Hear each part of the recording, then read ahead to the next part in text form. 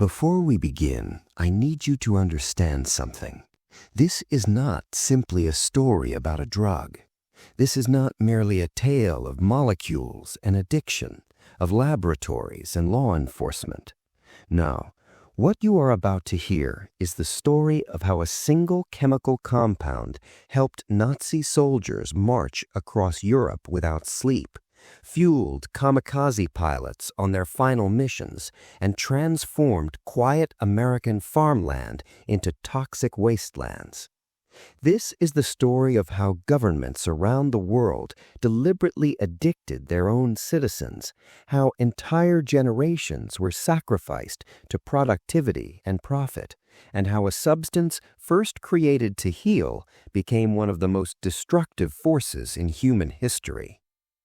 This is the complete history of methamphetamine, from ancient Chinese emperors seeking immortality to modern cartels flooding nations with crystal shards, from respectable pharmaceutical companies to clandestine laboratories hidden in rural trailer parks. It is a story that spans continents and centuries, touching emperors and soldiers, housewives and rock stars, suburban teenagers and hardened criminals. By the end of this history, you will understand not only how methamphetamine came to exist, but why it refuses to disappear. You will understand the shadow it casts across our world. Before you settle in, take a moment to like this video and subscribe to the channel. Your support allows us to continue creating these deep explorations of history's most complex and troubling subjects. Let me know in the comments where you are watching from tonight and what time it is there. I am always curious to know who joins me in these quiet hours, listening in the darkness as the world sleeps. Now, phone away, distractions silenced. The world outside your door can wait until morning. Tonight, we travel back through millennia, through centuries of human ambition and human folly, to understand how we created a monster we cannot seem to destroy. Let us begin. Our story begins not in a modern laboratory, but in the mist-shrouded mountains of ancient China, more than 5,000 years ago. There, in a landscape of bamboo forests and terraced hillsides, the earliest practitioners of Chinese medicine were already cataloging the healing properties of thousands of plants. Among these was a humble shrub that grew in the arid regions of the north, a plant with jointed stems and tiny scale-like leaves that the Chinese called ma huang. Ma huang, known to Western botanists as Ephedra sinica, had been used in traditional Chinese medicine since before written records began.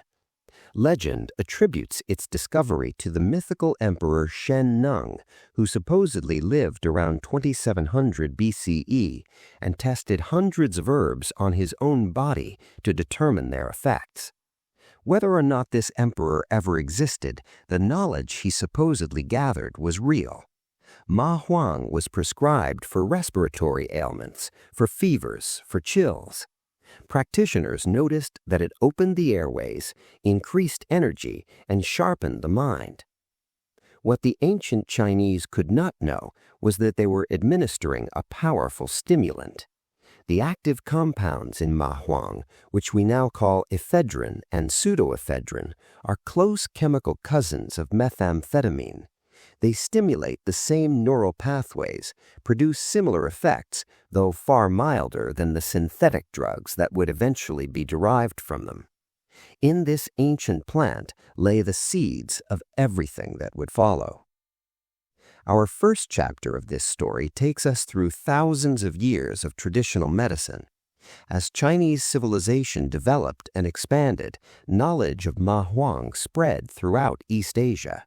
Japanese healers incorporated it into their own pharmacopoeia, using it to treat asthma and allergies.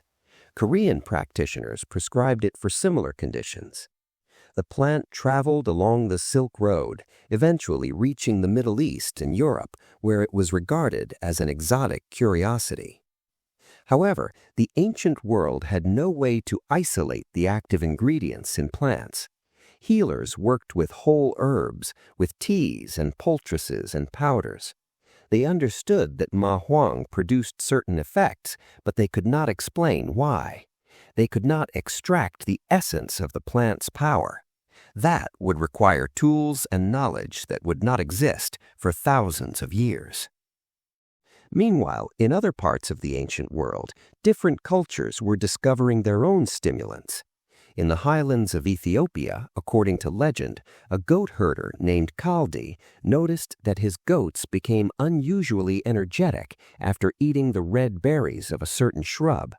He had discovered coffee, which would eventually become the world's most popular stimulant. In South America, indigenous peoples chewed the leaves of the coca plant to combat fatigue and hunger at high altitudes. In various parts of Africa and the Middle East, people consumed khat, another plant with stimulant properties. What all these discoveries had in common was a fundamental human desire, the wish to transcend the limitations of the body. We grow tired, we lose focus, we flag under the weight of labor and responsibility. Throughout history, humans have sought substances that could push back against these constraints, that could grant us more hours of productivity, more intensity of experience, more control over our own minds. This desire is ancient and perhaps eternal.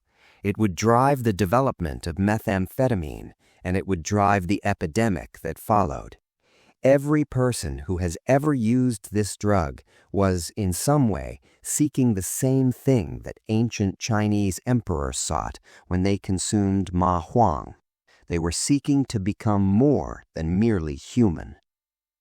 The second chapter of our ancient history takes us forward through the centuries to an era when Europe was awakening from its medieval slumber. The Renaissance brought new interest in science and medicine. Physicians began questioning the authority of ancient texts, conducting their own experiments, developing new techniques. Alchemy gradually gave way to chemistry as practitioners learned to isolate and purify substances from natural sources. By the 16th and 17th centuries, European scientists were making remarkable advances. They learned to distill alcohol, extract alkaloids from plants, create compounds that nature had never produced. The scientific revolution was underway, and with it came an entirely new way of understanding the material world. Matter was no longer a mystery to be accepted. It was a puzzle to be solved.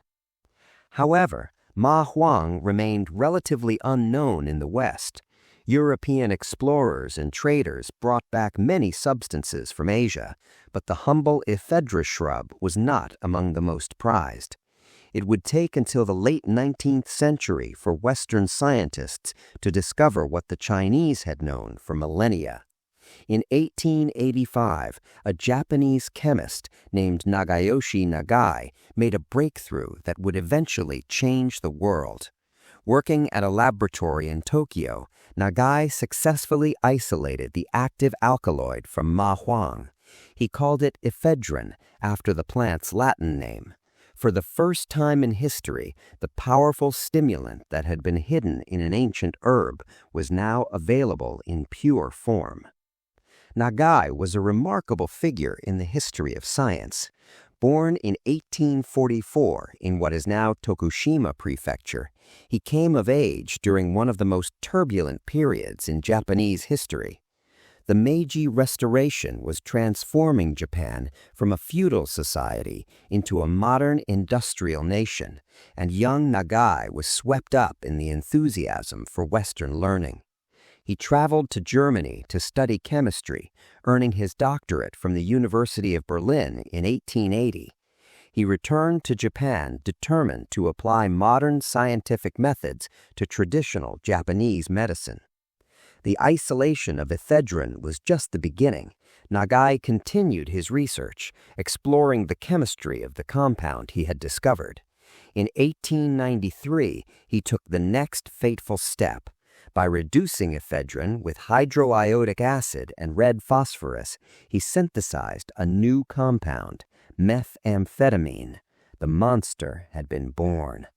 But Nagai did not fully understand what he had created. Methamphetamine in 1893 was a laboratory curiosity, not a commercial product. Its effects on human beings had not been studied. Its potential for abuse was completely unknown. Nagai filed his discovery away and moved on to other projects. The compound would sit largely forgotten for more than 2 decades. Meanwhile, on the other side of the world, another discovery was being made that would prove equally significant. In 1887, 2 years before Nagai isolated ephedrine, a Romanian chemist named Lazar Edelanu synthesized a related compound while working at the University of Berlin. He was investigating the properties of compounds derived from ephedrine when he created amphetamine. Like Nagai's methamphetamine, Edelanu's amphetamine was not immediately recognized for its potential. It was simply another chemical among thousands being produced in laboratories across Europe. The world was not ready for these discoveries. The late 19th century had its own drug problems, primarily involving opium, morphine, and the newly synthesized heroin. Cocaine was also coming to widespread use, initially praised as a miracle drug before its addictive properties became clear. Against this backdrop of existing stimulants and narcotics, the new amphetamine compounds attracted little attention. The third chapter of our origin story takes us into the early 20th century to Japan, rapidly industrializing and preparing for war. In 1919, a Japanese chemist named Akira Ogata achieved what no one had accomplished before. Working in the laboratory of Nagayoshi Nagai, the very man who had first synthesized methamphetamine, Ogata developed a new process to create methamphetamine in crystalline form. This was not a minor technical achievement. The crystalline form of methamphetamine was more stable, easier to store, and could be produced more efficiently than previous formulations. More importantly, it could be dissolved in water and injected directly into the bloodstream, producing a far more powerful effect than oral administration. Ogata had created what would eventually become known on the streets as crystal meth. Ogata published his findings in scientific journals, describing the synthesis process in detail. He had no way of knowing that he was providing a roadmap for disaster. The chemistry he described would be replicated in clandestine laboratories around the world for the next century, producing untold tons of methamphetamine and destroying millions of lives. However, in 1919, the world had other concerns. The First World War had just ended, leaving Europe in ruins. The great influenza pandemic was killing tens of millions worldwide. Revolution was sweeping through Russia. Against these cataclysmic events, the publication of a chemistry paper in Tokyo attracted no attention at all. The commercial potential of amphetamines remained unexplored until the early 1930s. In 1929, an American biochemist named Gordon Alice was researching treatments for asthma when he rediscovered amphetamine. Unlike his predecessors, Alice was interested in practical applications. He tested the compound on himself, carefully documenting its effects. He noted increased alertness, elevated mood, suppressed appetite, and a remarkable sense of well-being. Alice recognized immediately that he had found something valuable.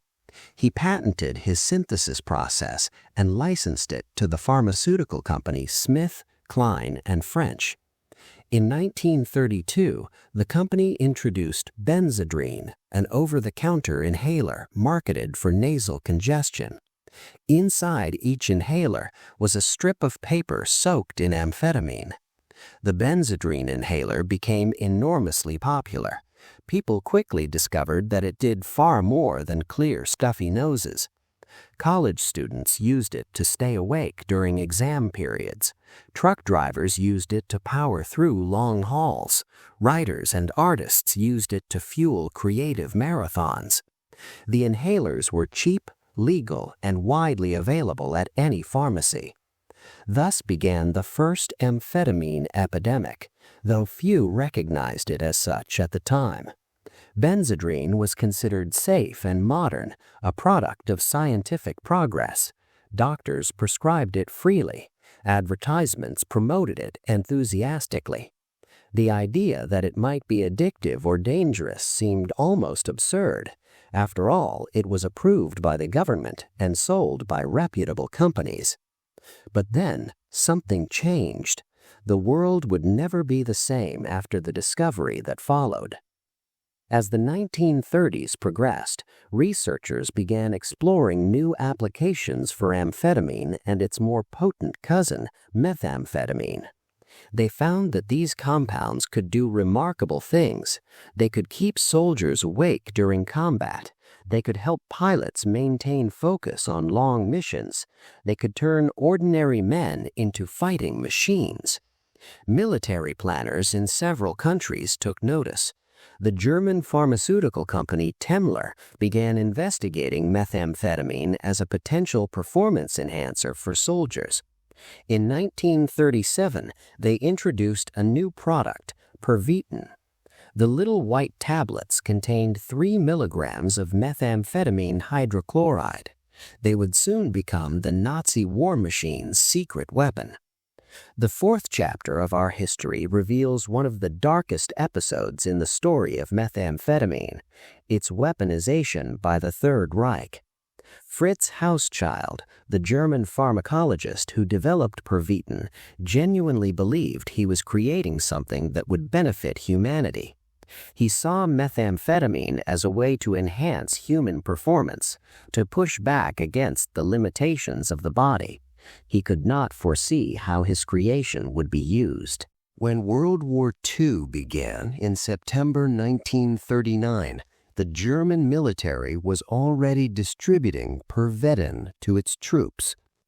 The blitzkrieg that swept across Poland, then France, then the Low Countries, was fueled in part by methamphetamine. German soldiers could march for days without sleep. Tank commanders could fight through exhaustion that would have incapacitated unmedicated troops.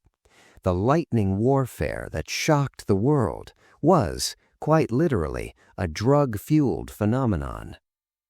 The numbers are staggering. Between April and July of 1940, the German military ordered more than 35 million prohibition tablets. During the invasion of France alone, soldiers consumed millions of doses. A German military physician named Otto Ranke documented the effects in meticulous detail. Soldiers reported feeling invincible, alert, capable of anything. The drug seemed to eliminate fear along with fatigue. How did this happen? How did an entire military become dependent on methamphetamine? The answer lies in the desperate logic of total war. Military planners were willing to accept almost any risk if it provided a tactical advantage. The short-term benefits of prohibition were obvious: soldiers who could fight longer and harder. The long-term costs, addiction, psychosis, physical collapse, were someone else's problem. Among the most infamous users of methamphetamine during this period was Adolf Hitler himself. His personal physician, Theodor Morell, administered regular injections containing a cocktail of drugs that included methamphetamine. Hitler's erratic behavior during the later years of the war, his paranoia, his violent rages, his increasingly disconnected decision-making may have been amplified by chronic stimulant use. The man who ordered the Holocaust was himself a drug addict, dependent on substances provided by a physician of questionable ethics. The German writer Heinrich Böll, who would later win the Nobel Prize for Literature, was a young soldier during World War II. His letters home provide a vivid first-hand account of preventing use. In November 1939, he wrote to his family asking them to send him more of the tablets.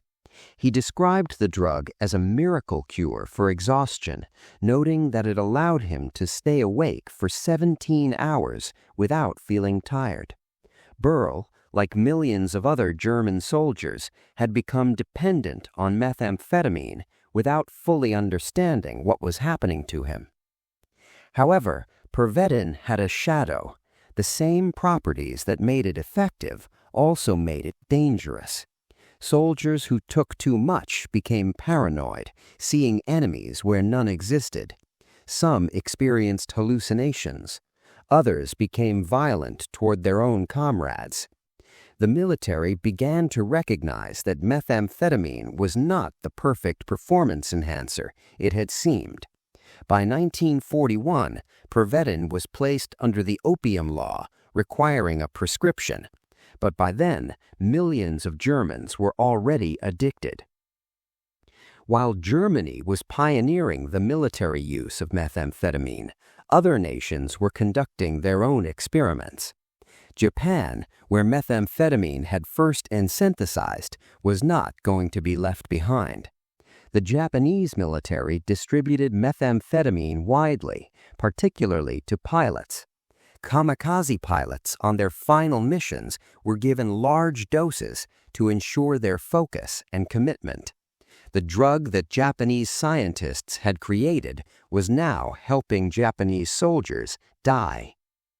The United States and Britain also used amphetamines during the war, though generally the somewhat less potent amphetamine sulfate rather than methamphetamine. American bomber crews received benzedrine tablets before long missions. British soldiers in North Africa used amphetamines to fight through the desert campaigns. By the end of the war, an estimated 72 million amphetamine tablets had been provided to British forces alone. The second chapter of our evolution reveals what happened after the fighting stopped, but the addiction continued. In 1945, the fighting stopped, but the addiction continued. Across the former Axis powers, millions of people had become dependent on methamphetamine. Japan faced the most severe crisis. The Japanese military had stockpiled enormous quantities of methamphetamine, and when the war ended, these stocks were released onto the civilian market. The Japanese government, overwhelmed by the challenges of Reconstruction, initially did nothing to restrict methamphetamine sales. The drug was marketed as a solution to the exhaustion of the post-war period. Workers struggling to rebuild a shattered nation could take Philipon or Heropon, brand names for methamphetamine, to push through their fatigue. Students used it to study longer. Writers and artists used it to enhance their creativity. Within a few years, Japan was in the grip of a full-blown epidemic. By 1954, Japanese authorities estimated that more than 2 million people were addicted to methamphetamine. This, in a population of roughly 85 million, represented an addiction rate that would not be seen again until the modern American crisis. The human cost was enormous. Psychiatric hospitals filled with methamphetamine psychosis cases. Crime rates soared as addicts became desperate for money to feed their habits. Families were destroyed. The Japanese government finally responded with harsh measures. In 1951, they passed the Stimulants Control Law, making methamphetamine possession and production illegal. Enforcement was vigorous. By the late 1950s, the epidemic had largely been suppressed, though it would resurge in later decades. Japan had learned a hard lesson about the dangers of methamphetamine, a lesson that other nations would have to learn for themselves. Meanwhile, in the United States, a different kind of epidemic was taking shape. The pharmaceutical industry had discovered that amphetamines were remarkably profitable. They could be marketed for almost anything: weight loss, depression, fatigue, inability to concentrate. Doctors prescribed them freely, and patients took them enthusiastically. The amphetamine diet pill became particularly popular among American women.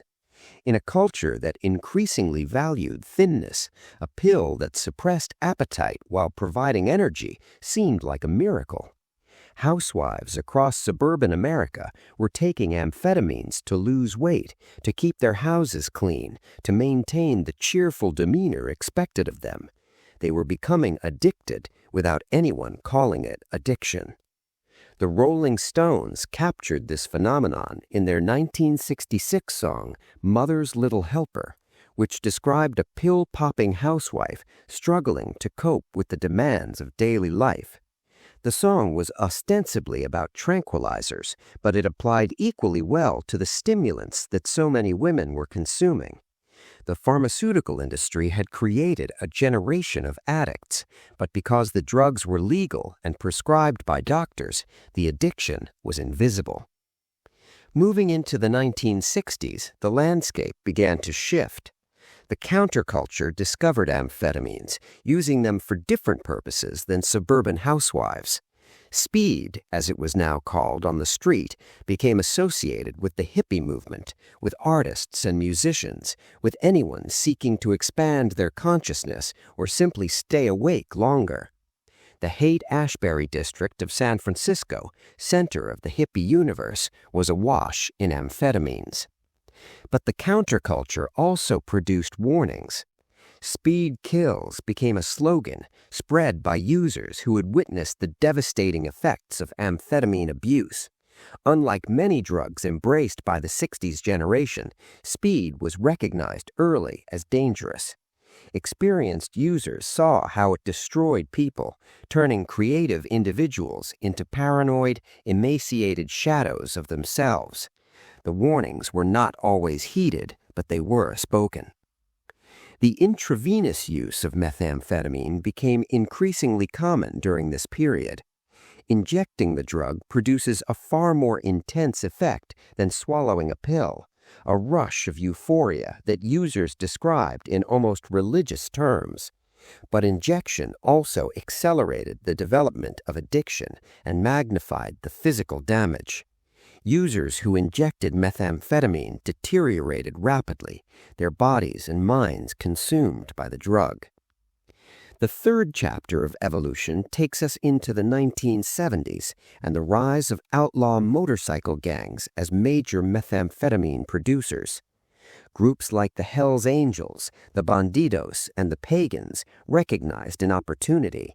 Methamphetamine was relatively easy to manufacture, especially compared to heroin or cocaine, which required importing raw materials from overseas. The precursor chemicals were legally available. The chemistry was straightforward enough for amateur cooks to master. The bikers established a production and distribution network that stretched across the United States. They cooked methamphetamine in crude laboratories, often in rural areas where the toxic fumes and fire risks were less likely to attract attention. They sold through networks of smaller dealers, reaching customers in every corner of the country. For decades, outlaw motorcycle gangs would dominate the American methamphetamine trade. The bikers also refined the production process. They experimented with different precursor chemicals and synthesis routes, developing more efficient methods. They learned to produce higher purity product, which commanded premium prices. In their way, they were industrial chemists applying the scientific method to illegal drug production. Law enforcement struggled to respond. Methamphetamine laboratories were difficult to find and dangerous to raid. The chemicals used in production were volatile and toxic. Explosions and fires were common. Police officers who entered active laboratories risked exposure to hazardous substances. The war on methamphetamine was unlike anything law enforcement had faced before. What happened next would shock the world. As the 1970s gave way to the 80s, methamphetamine use continued to spread, but the drug remained largely a phenomenon of certain subcultures: bikers, truck drivers, some elements of the gay community, certain rural and working-class populations. Then, in the mid-1980s, a new form of the drug appeared that would change everything. Crystal methamphetamine, also known as ice, arrived in Hawaii around 1987. The crystalline form produced an exceptionally pure and potent product that could be smoked, producing effects similar to injecting, but without the stigma of needles. Ice had been manufactured in Asia, particularly in South Korea, Taiwan, and the Philippines, and it arrived in Hawaii via established drug trafficking routes. The impact on Hawaii was devastating. Within a few years, ice addiction had reached epidemic proportions across the islands. Emergency rooms filled with users experiencing psychotic episodes. Crime rates spiked as addicts stole to support their habits. Families were torn apart. Children were neglected and abused by parents lost in addiction.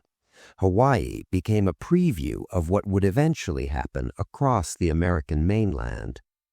Why didn't anyone stop it? Why did authorities fail to prevent the spread of crystal meth from Hawaii to the rest of the country?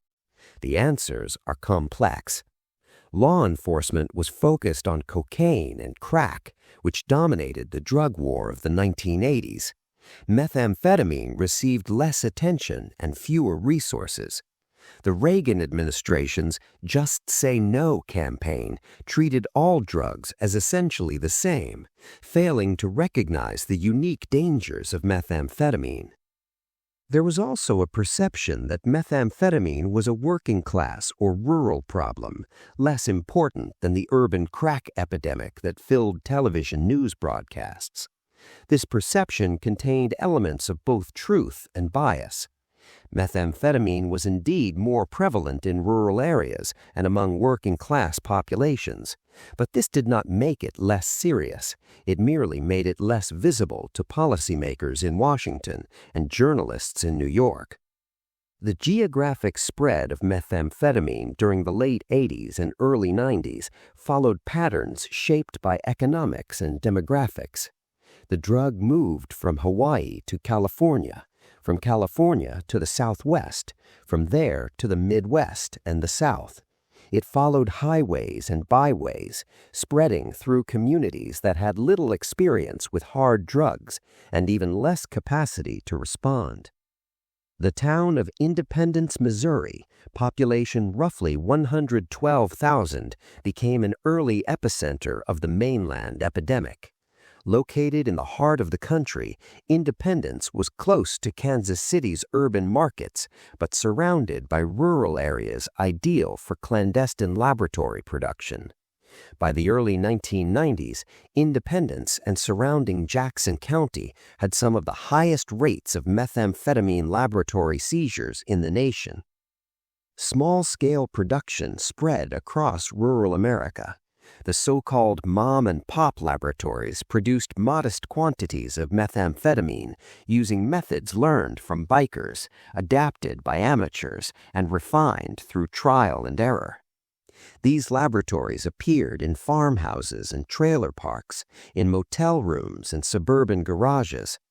Anywhere someone could set up basic chemistry equipment and obtain the necessary precursors, methamphetamine could be produced.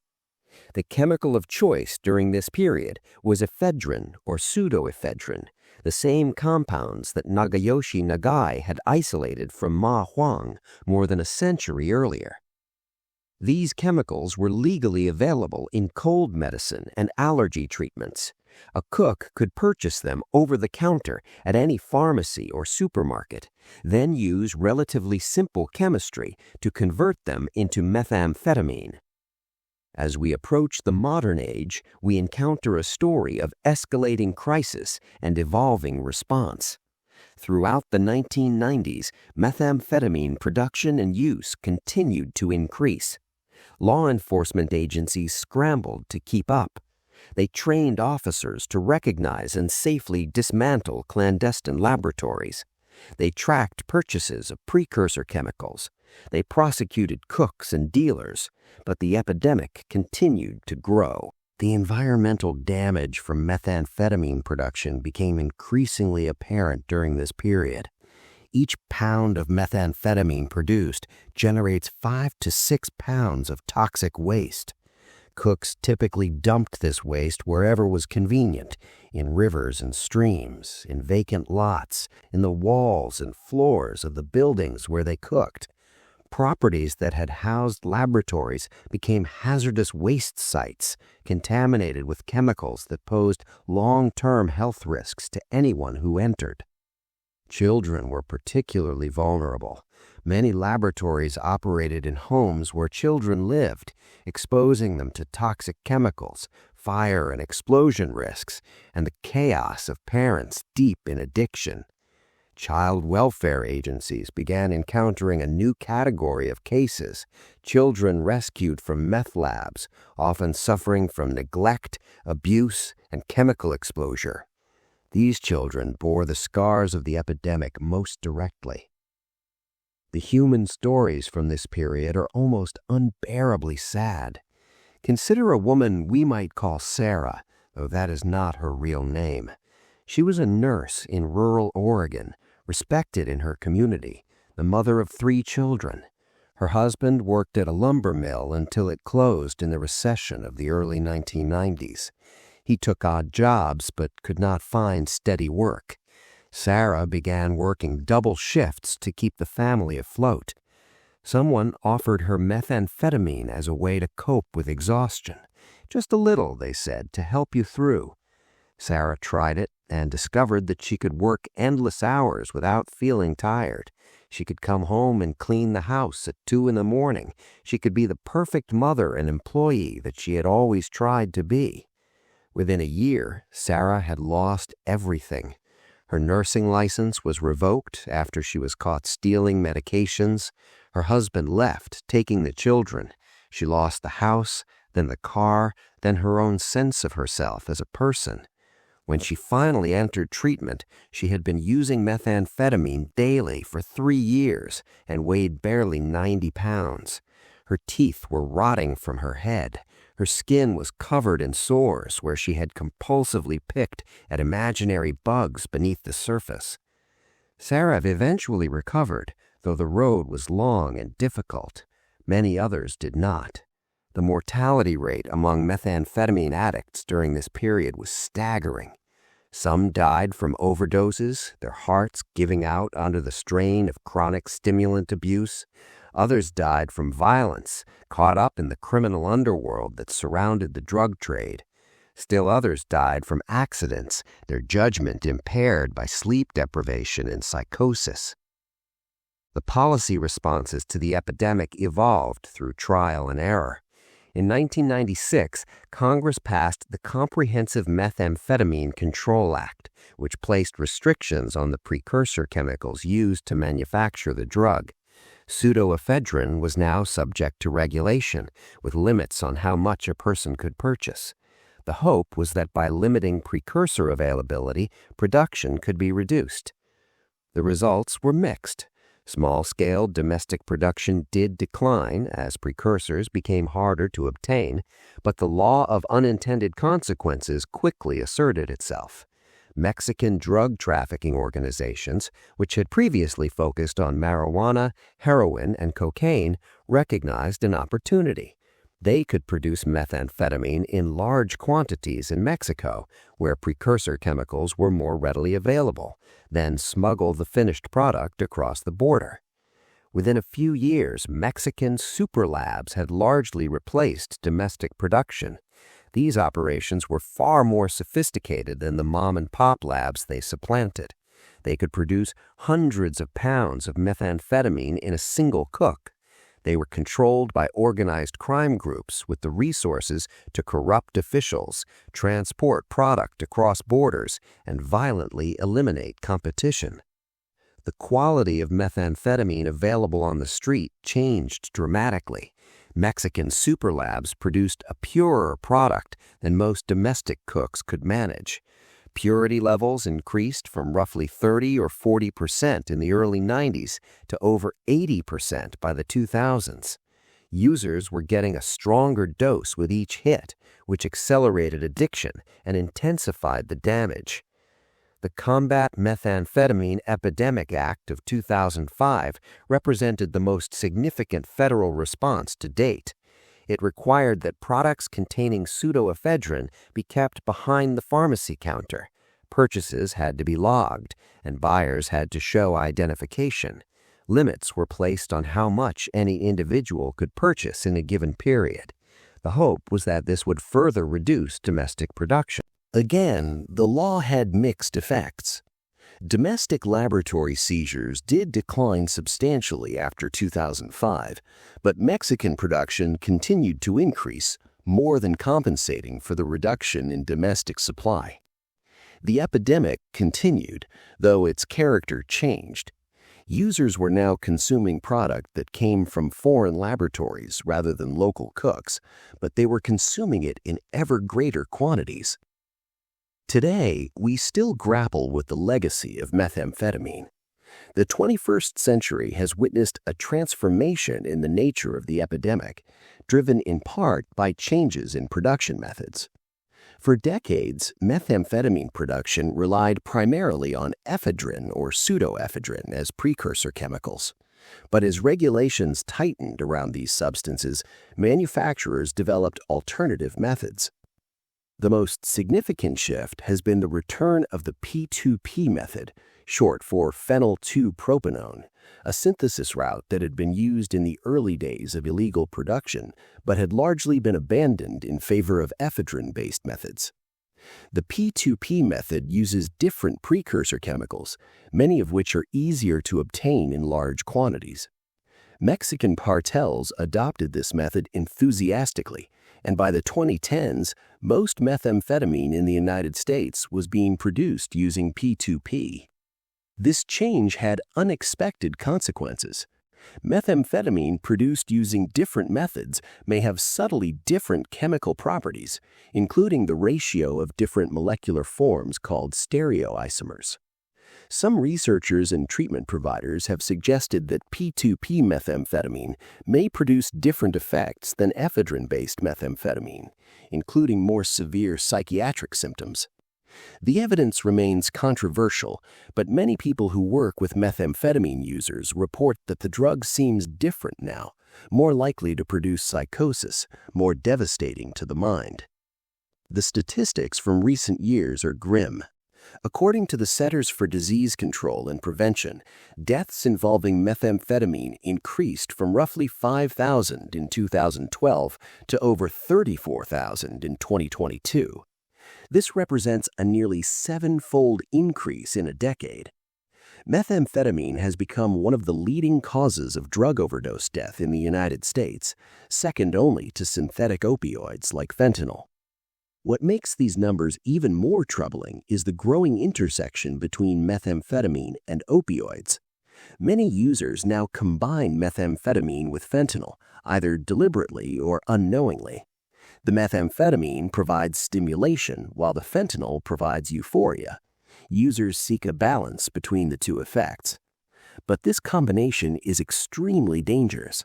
The presence of fentanyl dramatically increases the risk of fatal overdose. The regional patterns of methamphetamine use have also shifted. While the drug was once concentrated primarily in rural and western areas, it is now spread throughout the country, including eastern states and urban areas where it was once relatively rare.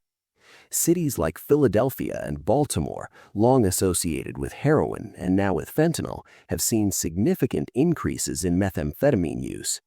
The drug is no longer a regional phenomenon, it is a national crisis. The current state of methamphetamine treatment reflects decades of struggle to develop effective interventions. Unlike opioid addiction, for which medications like methadone and buprenorphine can help, methamphetamine addiction has no approved pharmacological treatment. Researchers have tested many potential medications, but none have proven consistently effective. The standard of care remains behavioral therapy, which can help but has significant limitations. The most widely used approach is called the Matrix model, developed in California in the 1980s. It combines cognitive behavioral therapy, family education, 12-step support, drug testing, and encouragement for non-drug activities. The Matrix model has been shown to reduce methamphetamine use during treatment, but relapse rates remain high after treatment ends. Methamphetamine addiction changes the brain in ways that make sustained recovery extremely difficult. Contingency management, an approach that provides tangible rewards for negative drug tests, has shown promising results. Patients who receive incentives for staying clean tend to remain in treatment longer and have better outcomes. However, this approach remains controversial and is not widely available. Some object to the idea of rewarding people for something they should be doing anyway. Others worry about cost or sustainability. As a result, one of the few interventions with demonstrated effectiveness is not being widely implemented. Legal status around the world varies considerably, though methamphetamine is controlled in virtually every country. Most nations classify it as a Schedule II controlled substance or equivalent, meaning it has some accepted medical uses but high potential for abuse. In the United States, methamphetamine is actually available by prescription for treatment of ADHD and obesity under the brand name Desoxyn, though it is very rarely prescribed given the availability of safer alternatives. Some countries have experimented with different approaches. The Philippines, under President Rodrigo Duterte, waged an extremely violent war on methamphetamine, locally known as shabu, resulting in thousands of deaths and widespread human rights concerns. Thailand has shifted from harsh punishment toward harm reduction approaches. Australia has invested heavily in treatment infrastructure while maintaining criminal penalties for trafficking. No country has found a fully satisfactory solution. The contemporary debates about methamphetamine policy reflect broader disagreements about drug policy in general. Should the emphasis be on law enforcement and interdiction, seeking to reduce supply? Should it be on prevention and education, seeking to reduce demand? Should it be on treatment and harm reduction, seeking to help those already addicted? Different jurisdictions have tried different combinations with varying degrees of success. Recent events suggest that the epidemic continues to evolve. The COVID-19 pandemic disrupted drug markets and treatment systems in complex ways. Some users found their supply interrupted and were forced into involuntary withdrawal. Others used more heavily as the stresses of the pandemic mounted. Treatment programs closed or shifted to telehealth with uncertain effects on outcomes. The full impact of the pandemic on the methamphetamine epidemic will take years to assess. Meanwhile, Mexican cartels continue to refine their operations. They have developed new precursor supply chains, new synthesis methods, new distribution networks. They have proven remarkably adaptable in the face of law enforcement pressure. When one route is blocked, they find another. When one precursor is restricted, they switch to alternatives. They operate as sophisticated criminal enterprises, applying business principles to illegal drug production. The story of methamphetamine is, in many ways, the story of human ambition gone wrong. It began with a desire to heal, to find medicines that could help people breathe easier and feel better. It progressed through a desire to enhance, to push the human body beyond its natural limits.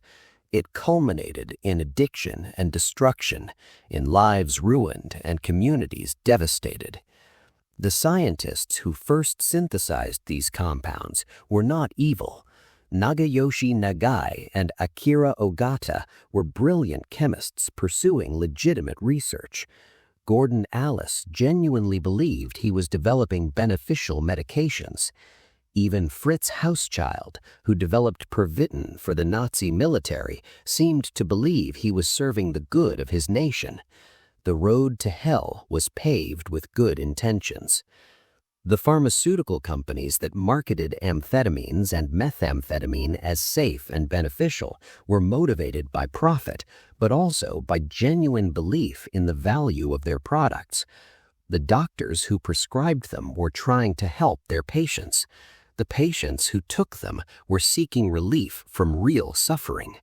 At every step, people made choices that seemed reasonable at the time, but contributed to catastrophe. The military use of methamphetamine during World War II raises profound ethical questions that remain relevant today. Is it acceptable to enhance soldiers' performance through drugs if it helps win wars? What obligations do military commanders have to the long-term health of their troops? These questions are not merely historical. Modern militaries continue to use stimulants, though generally trying to use safer alternatives. The tension between military necessity and individual welfare persists. The story continues to unfold. Somewhere tonight, in a rural trailer or an urban apartment, someone is using methamphetamine for the first time. They are chasing the euphoria, the energy, the sense of invincibility that the drug provides. They do not know that they are beginning a journey that may end in addiction, psychosis, or death. They do not know that they are joining a story that began in ancient China and passed through Nazi Germany and post-war Japan to reach them.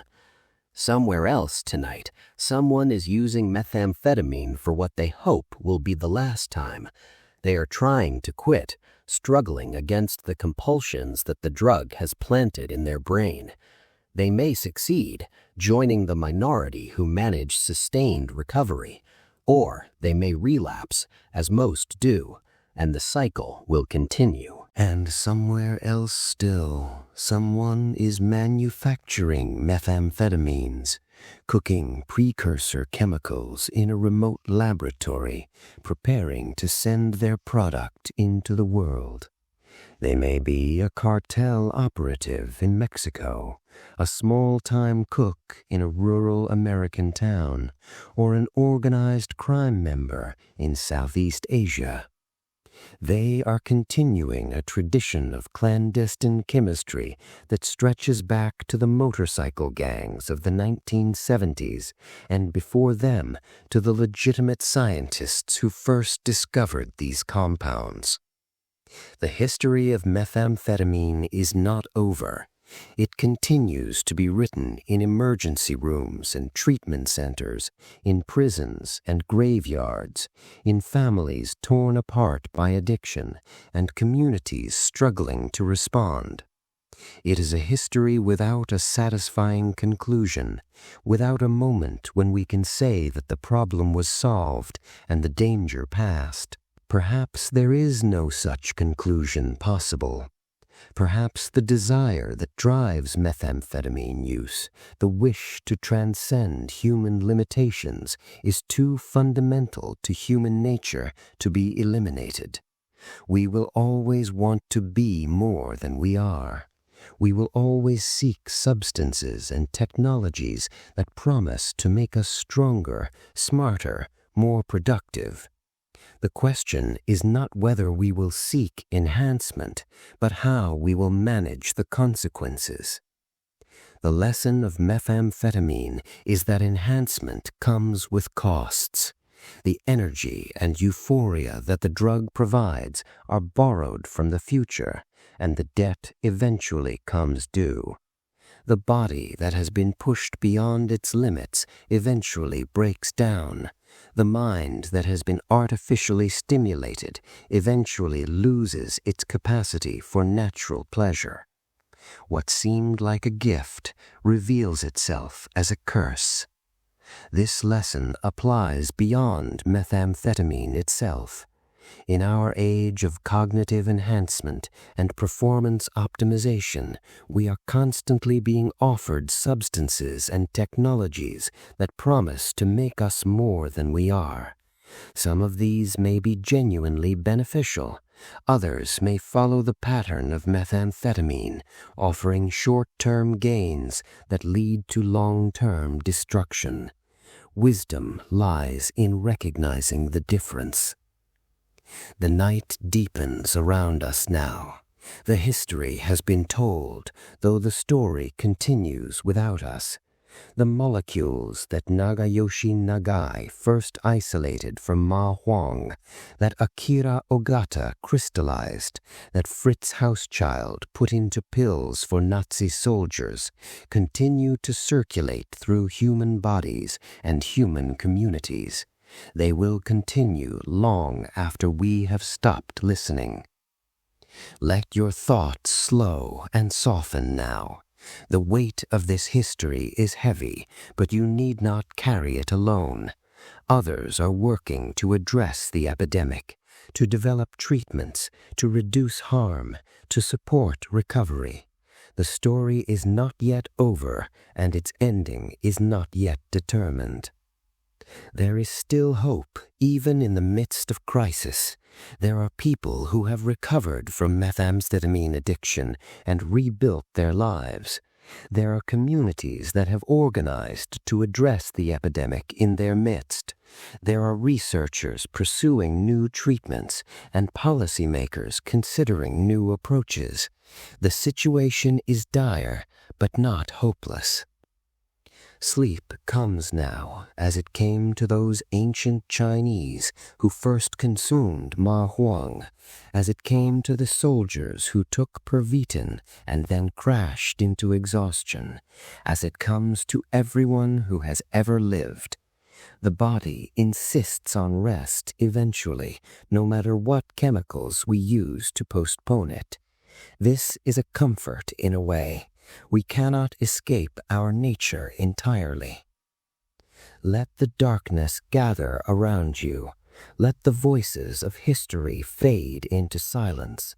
The story of methamphetamine is one of darkness, but you are not in darkness now. You are safe, resting, preparing for another day. The morning will come, as it always does, and with it new chances to make choices that lead toward life rather than destruction. The story continues, but for now, for this night, let it continue without you. Rest, breathe, sleep. Tomorrow is another chapter.